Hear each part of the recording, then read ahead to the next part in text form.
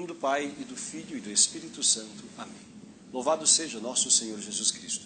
Meus amados irmãos e irmãs, dando continuidade à explicação acerca do Tratado da Verdadeira Devoção e da consagração ali ensinada, queremos hoje falar sobre a utilidade da total consagração, o lugar desta consagração em nossa vida espiritual, como pode nos ajudar no nosso processo de santificação e salvação. Ao falarmos sobre a total consagração, das coisas mais úteis é fazermos as pessoas compreenderem que esta total entrega a Jesus por Maria é uma renovação perfeita dos nossos votos batismais. Ou seja, uma renovação perfeita daqueles votos que nós fizemos quando fomos batizados e assumimos pela boca dos nossos pais e padrinhos. Pela boca dos nossos pais e padrinhos, nós nos comprometemos a renunciar a Satanás, às obras de Satanás, às pompas de Satanás, e também a crer em Deus, a crer em Jesus Cristo, na Santa Igreja, em tudo quanto a Santa Igreja nos ensina acerca de Jesus Cristo, nosso Senhor. Pelos votos batismais, nós nos comprometemos, portanto, a viver o seguimento perfeito de nosso Senhor Jesus Cristo. No batismo, nós fomos consagrados a Deus. Nós fomos consagrados a Deus, fomos feitos propriedades de Deus. Nós fomos feitos uma pertença especial do Senhor. E o nosso grande desafio em nossa caminhada cristã é justamente este, é de conservar a graça de Deus no batismo, que nós recebemos no batismo. Entretanto, a grande parte do nosso povo sequer tem conhecimento, sequer tem ciência de que exista uma graça de Deus. A grande parte das pessoas não tem mais a preocupação com a vida espiritual. E é importante entender que a razão de nós fazermos esta total consagração é uma só. Resumindo, é uma só. É para nos ajudar a alcançar o céu. É para nos ajudar a alcançar a vida eterna. Sendo fiéis aos votos batismais, perseverando na graça de Deus, nós iremos alcançar a vida eterna. E o que é necessário para que uma pessoa chegue ao céu? O que é necessário para que uma pessoa se salve? O que é necessário para que uma pessoa possa alcançar a bem-aventurança eterna?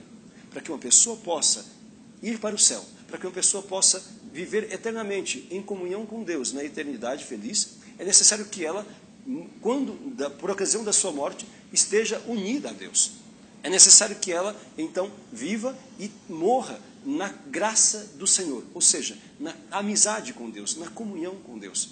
Se as pessoas morrem fora desta amizade com Deus, se morrem fora da comunhão com Deus, se condenam para sempre ao inferno. E é justamente esta a definição de céu, e esta a definição de inferno.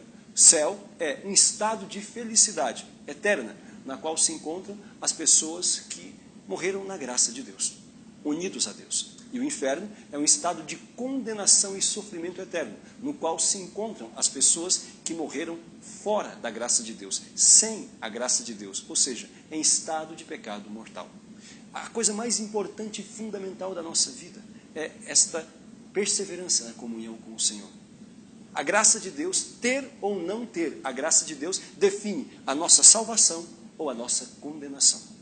A graça de Deus, nós a recebemos pela primeira vez no santo batismo. Quando nós somos consagrados a Deus, o pecado original é removido e Deus passa a habitar em nós. Isto é a graça de Deus, a presença de Deus em nós. E esta presença de Deus em nós nos santifica, nos torna santos, nos torna dignos de sua majestade.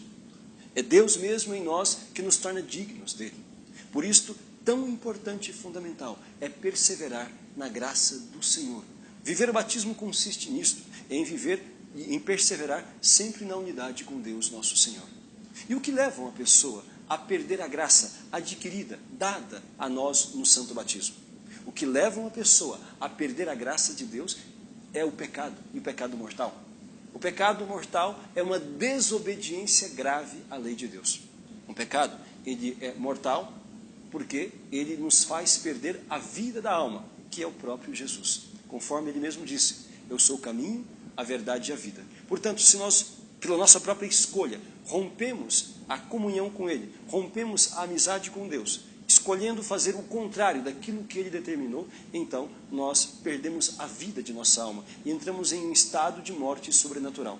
O pecado chama-se mortal porque nos leva a sermos, se o cometemos, nos leva a sermos como que defuntos espirituais. O nosso corpo está vivo, andamos, comemos, dormimos, mas a nossa alma estará morta, porque Deus não estará presente nela.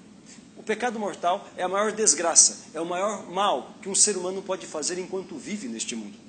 Por que é o maior mal? Porque nos leva a perder o maior bem, que é o próprio Deus. A graça de Deus é a presença de Deus em nós. Quando nós cometemos um pecado grave ou mortal, grave e mortal são a mesma coisa, são sinônimos, nós estamos então nos subtraindo da autoridade de Deus. Nós estamos rejeitando a autoridade que Deus tem sobre nós. E, ao mesmo tempo, estamos nos colocando debaixo da autoridade de Satanás, conforme diz a Escritura.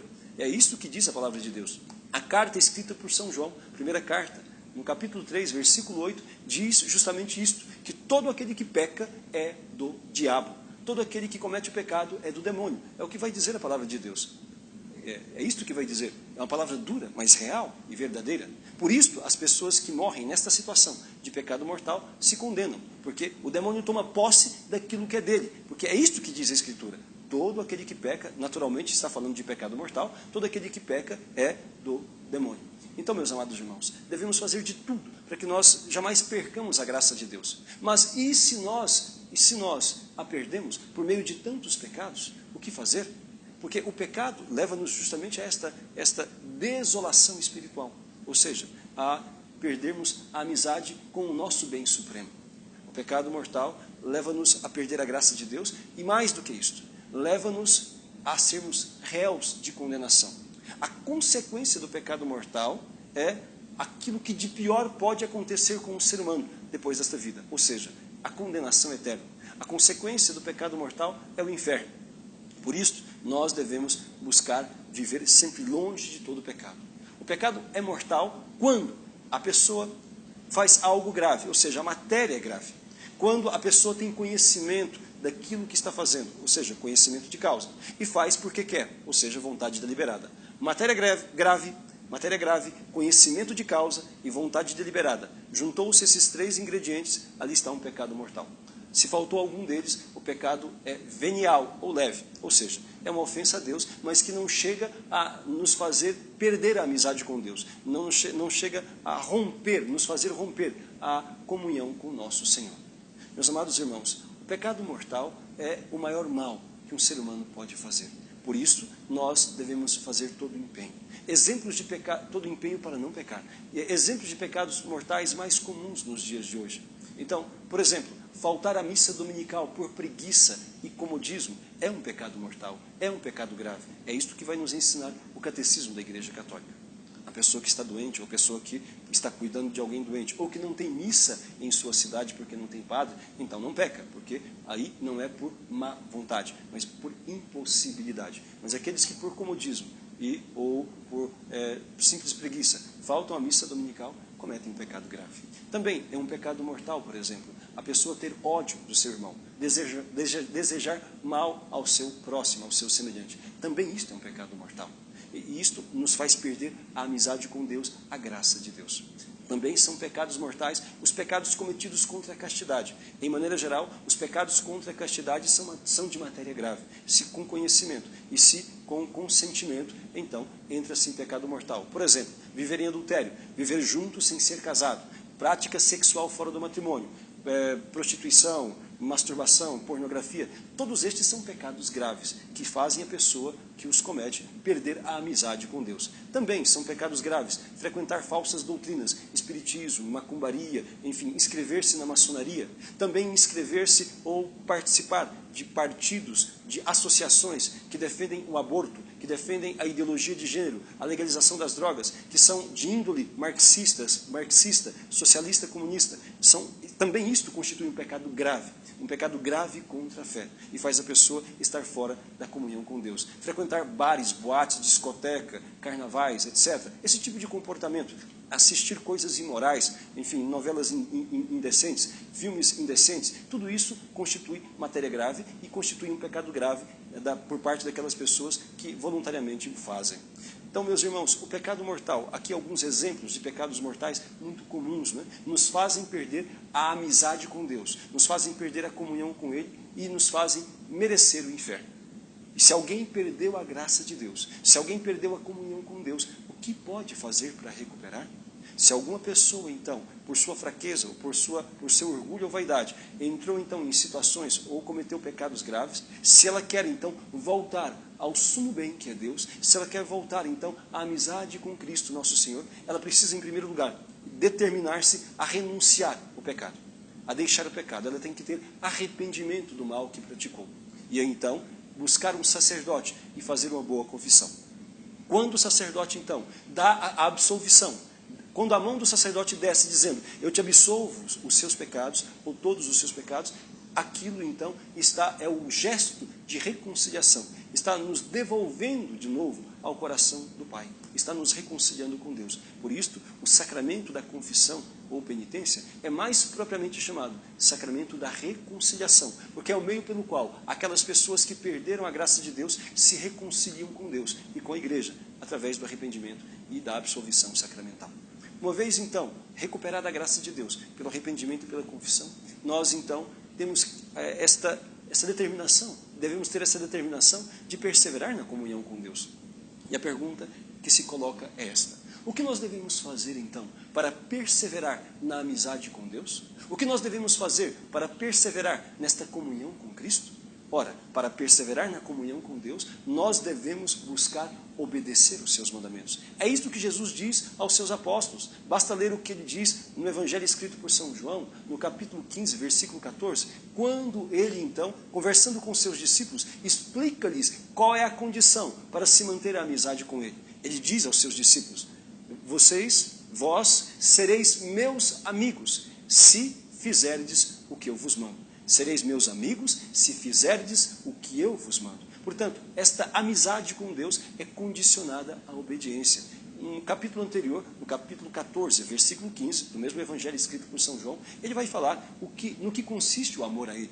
Ele vai dizer a todos nós que aquele que me ama, vai dizer Jesus, obedece os meus mandamentos. Portanto, a obediência à lei e os mandamentos de Deus são necessários para que nós possamos nos conservar na graça e na comunhão com Deus. É desta forma, portanto, que nós iremos estar preparados para o momento em que Deus nos chamar a juízo. É nisto que consiste aquela grande advertência que Jesus muitas vezes repetiu no Santo Evangelho, quando ele nos exortou dizendo, vigiai, orai, estais sempre preparados, porque não sabeis nem o dia nem a hora que vocês serão chamados ao juízo. O que é estar preparado? O que Jesus quis dizer com isto? Estais sempre preparados. Bom, estar sempre preparado significa exatamente estar sempre na graça de Deus. Aqueles que estão na graça de Deus, em comunhão com Cristo, independentemente do dia ou da hora que morrerem, se salvarão. Porque quem está na amizade com Deus irá se perpetuar este estado de comunhão com Ele na eternidade. Por isso, meus amados irmãos, a nossa vida cristã consiste nisso, na perseverança no amor, na perseverança na comunhão com Deus nosso Senhor, que se dá por meio da obediência, da observância dos mandamentos. É o que vai dizer também a carta que São Paulo escreve aos Romanos, no capítulo 8, versículo 1. São Paulo vai dizer que já não há mais nenhuma condenação para aqueles que estão em Cristo Jesus. É isto justamente, não há condenação para aqueles que estão em Cristo, ou seja, nele, na graça dele, na comunhão com Ele. Aqueles que estão na amizade com Deus, independentemente do dia em que morrerem, irão para o céu, mesmo que tenham que passar ainda pela purificação do purgatório. Todas as almas benditas que estão no purgatório se salvaram. Todos os que estão no purgatório morreram na amizade com Deus, embora haja ainda o que purificar, haja ainda o que reparar, as penas dos seus pecados. Mas aqueles que assim morreram na amizade com Deus, jamais provarão a condenação ou o fogo eterno. Ao contrário, aqueles que morrem sem a graça de Deus se condenam e não há chance de recuperação. E este é o grande problema do inferno. O inferno é eterno, ou seja, é para sempre. E nós não fomos feitos para a condenação, mas para a salvação. Entretanto, depende de uma decisão nossa, depende de uma escolha nossa. Cristo morreu na cruz para que todos pudessem se salvar, mas a graça dele deve ser aplicada particularmente a cada alma. Deve então ser recebida por cada pessoa que faz a adesão de fé a ele, recebida e vivenciada, por meio, portanto, da obediência aos mandamentos, nós iremos perseverar nesta graça e nessa comunhão com Cristo e merecer a salvação eterna, porque Ele estará em nós. É a presença de Deus em nós que nos santifica, é a presença de Deus em nós que nos torna santos, aquela exigência da palavra de Deus que diz, sede santos, porque eu sou santo, ela é satisfeita, ela é realizada à medida em que nós perseveramos na graça do Senhor. E onde entra aí, então, a utilidade da total consagração? Onde entra a utilidade da total consagração na nossa vida espiritual? Justamente neste ponto. Porque nós, para perseverarmos na graça de Deus, precisamos obedecer os mandamentos. Só que nós temos dificuldade, nós temos essa inclinação ao pecado, nós temos essa inclinação ao mal, nós temos essa inclinação aos vícios. Nós temos dificuldades de obedecer à lei de Deus, de observar os seus mandamentos. E Jesus nos dá o exemplo de como funciona o exercício da maternidade espiritual de Nossa Senhora. Ele mesmo nos mostra qual é a missão e a função de Maria Santíssima junto à nossa alma. É Jesus quem por primeiro nos consagra a Santíssima Virgem. Quando na cruz, o Evangelho escrito por São João, no capítulo 19, versículo 26, ele mesmo entregará toda a igreja aos cuidados de Maria. Ele, do alto da cruz, das suas últimas palavras, vai então dizer ao discípulo amado, filho, eis aí a tua mãe. E antes disso, ele dirá, mulher, eis aí o teu filho. Mulher, eis aí o teu filho. A própria igreja nos explicará que na pessoa de João, todos nós estávamos representados. Portanto, Cristo entrega a igreja inteira aos cuidados de Maria. E com que finalidade? E com que desejo ele entrega toda a igreja aos cuidados de Nossa Senhora? Com que intenção ele faz isso? Com uma única intenção, a da nossa salvação. A intenção de nossa salvação eterna, porque ele veio ao mundo por isso. Não que seja Nossa Senhora a nos salvar. Quem nos salva é Cristo e somente Ele. Mas para que nós possamos nos salvar, é necessário perseverarmos na graça de Deus. E a missão de Nossa Senhora é justamente esta. Ele nos entregou a Maria a fim de que ela nos ensinasse a observar os seus mandamentos, a fim de que ela nos ensinasse a fazer tudo quanto Ele mandou, e assim nós nos mantivéssemos na graça e na comunhão com Ele. As bodas de Caná, no capítulo 2 do Evangelho escrito por São João, capítulo 2, versículos 5 seguintes, como que nos exemplificam, ilustram maravilhosamente como Nossa Senhora exerce esta maternidade espiritual.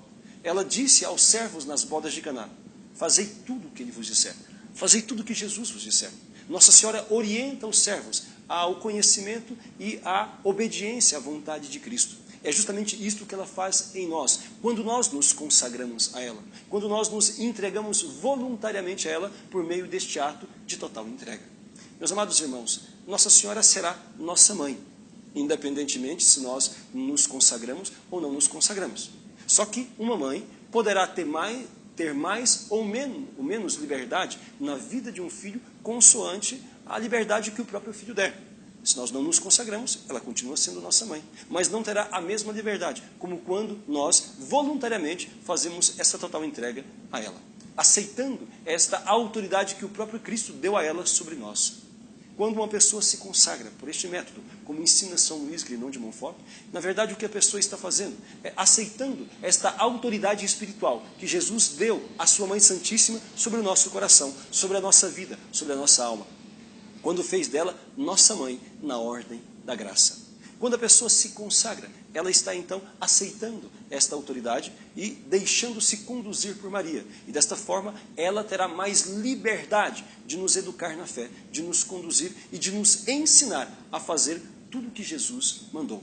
E desta forma, nós iremos aprender com Maria, conforme vai dizer a palavra de Deus. Em Apocalipse, no capítulo 12, nos versículos 16 e 17, fala sobre falando todo o capítulo 12 sobre este embate entre a mulher e o dragão, que é a antiga serpente, vai nos dizer, lá no versículo 16 e 17, que o inimigo fez guerra à mulher e não podendo atingi-la, vai fazer guerra ao resto de sua descendência. Porque a descendência da mulher, por excelência, é Jesus Cristo, nosso Senhor. O resto de sua descendência são os membros do seu corpo místico. E vai dizer ali, no versículo 17, aqueles que observam os mandamentos de Deus e que têm o testemunho de Cristo. Aqueles que observam, justamente aqueles que, entregando-se a Maria, deixando-se formar por ela, aprendem com ela a fazer o que Jesus mandou.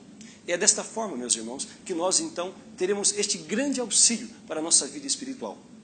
Tudo que nós necessitamos para alcançar o céu é perseverar na graça de Deus. Tudo que nós precisamos é, de fato, perseverar no amor a Deus, na observância aos seus mandamentos. E a consagração à Nossa Senhora tem justamente esta função, entregando-nos a ela, dar a ela a liberdade de nos ensinar a amar a Deus, de nos ensinar a sermos verdadeiros discípulos, adoradores de Deus nosso Senhor. Amados irmãos, a total consagração, conforme São Luís Grignon de Montfort escreve no Tratado da Verdadeira Devoção, portanto, ela é de uma grandíssima utilidade espiritual. E também, podemos dizer, na linguagem dos dias de hoje, ela é de uma perene atualidade pastoral. Por quê? Esta exigência que Deus faz a todos nós de sermos santos, esta exigência de vivermos o nosso batismo, ela é perene. Ela é sempre atual, ela nunca vai sair de moda. Por isso que a total consagração não é uma moda, mas uma espiritualidade, uma forma de viver a nossa fé, entregando-se a Maria para que com ela se aprenda a fazer o que Jesus mandou fazer. A total consagração ela é útil para renovar a nossa vida espiritual, ensinando sempre a cumprir aquelas promessas feitas no nosso batismo, através das quais nós renunciamos a Satanás e nos comprometemos a obedecer a Deus. Nossa Senhora, realizando aquela missão que o Pai deu em Gênesis 3,15, quando nós nos consagramos a ela, ela nos ensina a esmagar a cabeça da serpente, e desta forma a rejeitar as suas obras, as suas seduções. A Santíssima Virgem Maria é a mulher do sim a Deus, e é deste modo que ela irá nos formar, ensinando-nos a dizer sim à vontade de Jesus, e não às seduções do demônio. Por isto, o inimigo teve tanto ódio do Tratado da Verdadeira Devoção, quando São Luís o escreveu em 1712. E o próprio Deus mostrou este ódio que Satanás tinha daquele pequeno manuscrito e também daquele que era o autor do mesmo. E o demônio queria destruir, embora Deus não tenha permitido a destruição do tratado, Deus permitiu que o demônio escondesse. E o demônio pensou que resolveria o problema. Deixando longe do alcance das pessoas aquele precioso manuscrito. 130 anos ficaram escondidos o Tratado da Verdadeira Devoção. Quando foi reencontrado em 1842 e logo publicado, foi publicado então com este título, porque foi encontrado, como já foi dito, sem as primeiras e as últimas páginas. O nome original do tratado é Preparação para o Reino de Jesus Cristo. E é justamente isso. Jesus reina em nós quando nós vivemos em sua graça. Então, por meio dessa total entrega, nós fazemos com que Jesus reine e seja em nós e seja o nosso Senhor, porque nós nos submetemos à sua vontade, contrariamente àquela escravidão a Satanás, da qual nos fala a Sagrada Escritura, porque todo aquele que peca e de maneira grave passa a pertencer a ele. Se nós queremos, portanto, auxílio para a nossa vida espiritual, mais do que nunca, nós devemos nos consagrar. Se nós queremos ajudar os nossos irmãos realmente a terem este impulso à sua vida espiritual, devemos, com muita solicitude e com grande caridade, apresentar a cada um deles esta via que o próprio Cristo nos indicou, a total consagração. Meus amados irmãos, nós, se queremos de fato que muitas pessoas se salvem, nós podemos abraçar este apostolado e buscar compreender melhor a total consagração, ler mais vezes o Tratado da Verdadeira Devoção, ler o Catecismo da total consagração, os outros livros que explicam como o segredo da verdadeira devoção, para que se compreenda melhor no que consiste e como se deve compreender esta via espiritual tão rica que nos ajuda tanto em nossa caminhada cristã. Se nós, de fato, queremos que os nossos amigos, parentes e aqueles que Deus colocar em nosso caminho possam obter este meio, nós devemos nos preparar para poder apresentar a eles de forma convincente e simples também. Para quem é esta consagração? Quem é que pode se consagrar? Pode se consagrar todas as pessoas que são batizadas e que querem ajuda para viver o seu batismo. É muito importante compreender que a total consagração não é apenas para uma elite de escolhidos, não é apenas para pessoas iluminadas, não é este o propósito da consagração. Claro que as almas mais elevadas também podem e devem se consagrar, mas a total consagração tem o propósito de ser, enfim, este manual para o nosso combate espiritual. Tem o propósito de ser este suporte, este auxílio para a nossa vida espiritual que nos ajudará a perseverar na graça de Cristo, A total consagração é para todos os católicos que têm consciência de sua fragilidade, todas as pessoas que têm consciência de sua fraqueza, todas as pessoas que têm consciência de sua limitação e que por isso mesmo sentem a necessidade de ajuda para poder perseverar na fidelidade a Jesus, nosso Senhor. É para estes a total consagração. Portanto, para todos os batizados que querem ajuda para viver a santidade e desta forma alcançarem o céu. Não é apenas para alguns. Nós não podemos pensar que para nós nos consagrarmos é necessário receber um sinal do céu, uma moção espiritual, algum sinal sobrenatural. Nada disso é necessário. Deus já nos fez o chamado à santidade. A maior motivação para nós nos consagrarmos é esta palavra de Deus que diz: sede santos, porque eu sou santo. Portanto, a consagração é para nos ajudar a sermos santos. E por isso nós nos consagramos. E desta forma devemos apresentar as pessoas, não como um conjunto de regras, não como um peso, não como um fardo, mas como um auxílio para a nossa vida espiritual. Nós devemos, todos nós, reconhecer que todos nós necessitamos de ajuda para podermos realmente conservarmos a fidelidade a Cristo, nosso Senhor. Nós devemos ter a consciência que Nossa Senhora só ajuda. A entrega a ela muito nos auxiliará nesta caminhada e nesta perseverança até alcançarmos o reino dos céus. Portanto, recomendo a todos que procurem conhecer mais e melhor esta grande via espiritual, a fim de que, conforme Jesus mesmo já recomendou, e a Igreja, nas suas mais altas autoridades, já a indulgenciou, aprovou e também recomendou, nós possamos fazer esta consagração e ajudar outros a conhecê-la também, de forma que nós tenhamos este grande suporte e sejamos vencedores neste combate espiritual. Louvado seja nosso Senhor Jesus Cristo.